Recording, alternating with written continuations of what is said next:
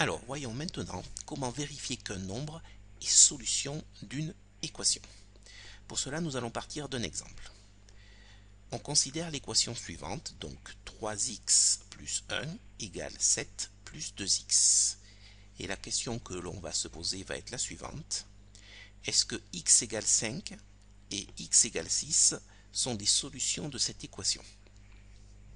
Alors en fait, dans cette question, vous avez deux finalement questions. Tout d'abord, nous allons chercher à regarder si x égale 5 est une solution de cette équation. Puis dans un second temps, on cherchera à regarder si x égale 6 est solution de l'équation. Donc, première partie pour x égale 5. Alors en fait, pour savoir si x égale 5 est une solution de cette équation, nous allons tout simplement, dans l'équation qui est ici, remplacer x par la valeur 5 et regarder si le membre de gauche est égal au membre de droite. Alors attention, on ne va pas écrire tout cela en ligne parce qu'on risquerait d'écrire des bêtises. Nous allons travailler de la façon suivante. Tout d'abord, nous allons travailler dans le membre de gauche. Dans le membre de gauche, on a 3x plus 1. Eh bien, on va remplacer x donc par 5 dans ce membre de gauche. Alors, juste une petite remarque. Entre 3 et x, quel est le signe que nous avons? Eh bien, nous avons un signe multiplié. Et je rappelle que nous pouvons ne pas écrire le signe multiplié devant une lettre ou devant une parenthèse. Donc, 3x plus 1, ça revient en fait à dire 3 fois x plus 1. On est bien d'accord. Du coup, si je remplace x par 5, ça va me donner 3 fois 5 plus 1. Et non pas 35 plus 1, comme certains peut-être auraient voulu l'écrire. 3x et 3 fois x. Donc si je remplace x par 5, ça fait 3 fois 5 plus 1. Alors donc 3 fois 5 plus 1, ça fait 15 plus 1, ça fait 16. Pas de problème. Deuxième étape, le membre de droite. 7 plus 2x. Alors même chose que tout à l'heure, 7 plus 2x, c'est 7 plus 2 fois x. Donc si je remplace x par 5, ça va me donner 7 plus 2 fois 5. Ça me donne 7 plus 10. 2 fois 5, ça fait 10. Je rappelle que ici, quand vous devez faire ce calcul, la multiplication est prioritaire sur l'addition. Et 7 plus 10, ça fait 17. Donc si je remplace x par 5 dans le membre de gauche et dans le membre de droite, j'obtiens 16 à gauche et 17 à droite. C'est pas la même chose. On va l'écrire. On constate que 16 est différent de 17. Je vous demande vraiment de l'écrire, parce que la comparaison, évidemment, vous la faites dans votre tête, mais vous devez l'écrire. On constate que 16 est différent de 17. Donc, on peut conclure en disant que 5 n'est pas solution de l'équation. Voilà un petit peu la méthode. Alors, on va faire la même chose pour x égale 6. J'encadre la réponse. Pour x égale 6, donc même chose, dans le membre de gauche. Donc, 3x plus 1, ça va devenir 3 fois 6 plus 1. Alors, on va d'abord faire la multiplication. 3 fois 6, ça fait donc 18. 18 plus 1, ça fait 19. Pour le membre de droite, 7 plus 2x, donc 7 plus 2 fois 6. Ici, c'est la multiplication qui est prioritaire. Revoir le chapitre sur les priorités opératoires. La multiplication est prioritaire sur l'addition. Donc, ça nous donne 7 plus 2 fois 6, 12. Et 7 plus 12 égale 19. Et là, on obtient la même chose.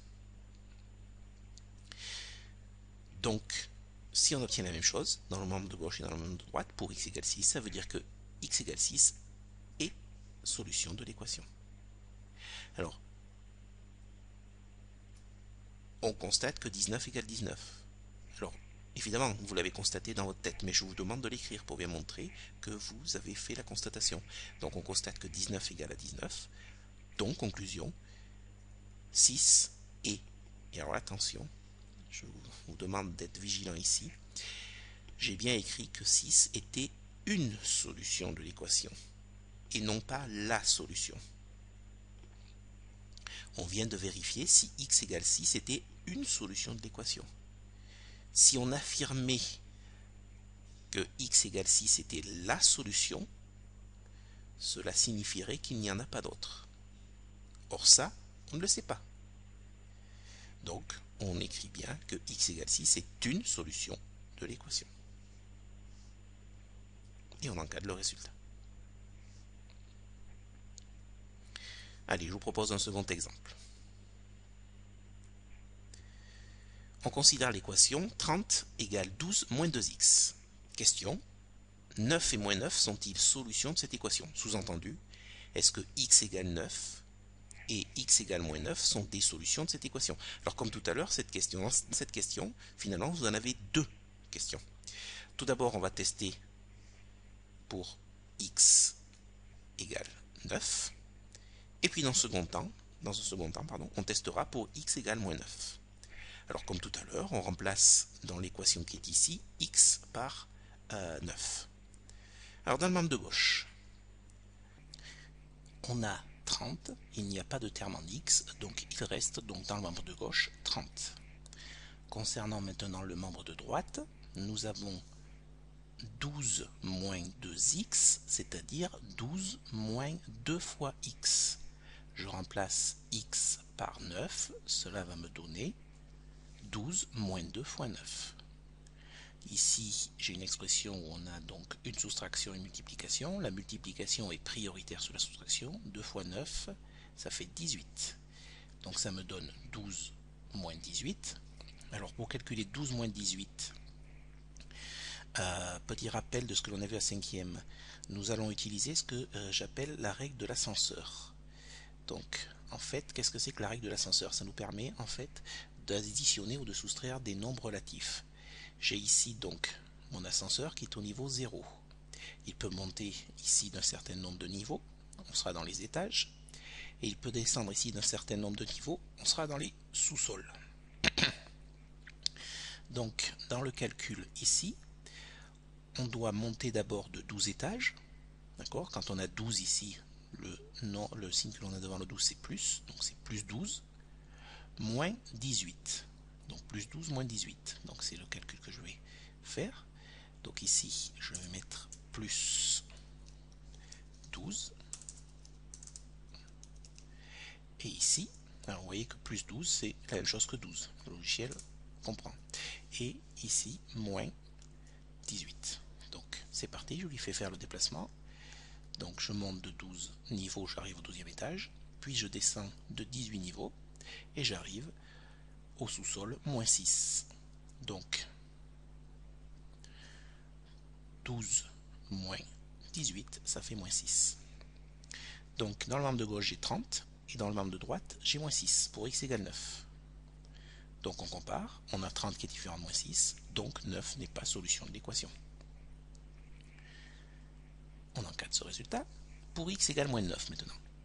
Pour le membre de gauche, on a uniquement 30. Il n'y a pas de terme en x, donc on garde 30. Pour le membre de droite, 12 moins 2 fois x, donc 12 moins 2 fois, ici attention, x est égal à moins 9, donc moins 2 fois moins 9. Attention de ne pas oublier ici les parenthèses. Alors, pour calculer cette opération, ici on a une soustraction, ici on a une multiplication. Donc on va faire la multiplication, on va faire 2 fois moins 9. Alors 2 fois moins 9, ça fait moins 18. Donc ça c'est égal à 12. On retrouve ici le moins qui est là. Et 2 fois moins 9, ça fait moins 18. On applique la règle des signes. Moins et moins, ça fait plus. Et donc 12 plus 18, ça fait 30. Dans le membre de gauche, on a 30. Dans le membre de droite, on a 30. On compare. 30 égale 30, donc je veux que vous l'écriviez cela pour bien montrer que vous faites la comparaison. Et du coup, on peut conclure en disant que moins 9 est une solution de l'équation. Donc j'insiste bien sur le une. C'est pas la solution. Dire la solution, cela sous-entendrait qu'il n'y en a qu'une seule. Non, là, on ne sait pas s'il n'y en a qu'une seule, on sait qu'au moins il y en a une. Donc on dit que moins 9 est une solution de l'équation. Une remarque pour conclure. Ici, nous nous sommes contentés de vérifier. Nous avons vu qu'un nombre pouvait être une solution de l'équation, j'ai bien insisté là-dessus. Si l'on souhaite trouver la solution, ou d'ailleurs les solutions, parce qu'il peut y en avoir plusieurs, eh bien, il faudra résoudre les équations. C'est ce que nous verrons un peu plus tard dans ce chapitre.